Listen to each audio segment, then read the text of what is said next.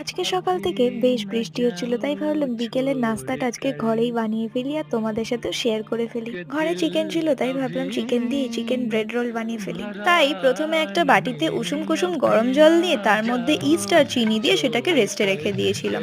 তারপর একটা বাটিতে ময়দা, তেল, নুন আর গুঁড়ো দুধ দিয়ে ভালো করে মেখে নিয়েছিলাম, আর ইস্টে ভেজানো যে জলটা ছিল সেইটা দিয়ে মেখে আবার এটাকে ওপর দিয়ে তেল মাখিয়ে রেস্টে রেখে দিয়েছিলাম। তারপর একটা কড়াইতে তেল গরম করে তাতে রসুন কুচি আর পেঁয়াজ কুচি দিয়ে ভালো করে ভেজে নিয়েছিলাম। তারপর ঝালের জন্য একটু লঙ্কা ইউজ করেছিলাম, তোমরা চাইলে এটাকে স্কিপও করে যেতে পারো। তারপর ভাজা হয়ে যাওয়ার পর ওর মধ্যে দিয়ে দিয়েছিলাম স্বাদ মতো নুন, লঙ্কার গুঁড়ো, হলুদ গুঁড়ো এবং ধনে জিরের গুঁড়ো।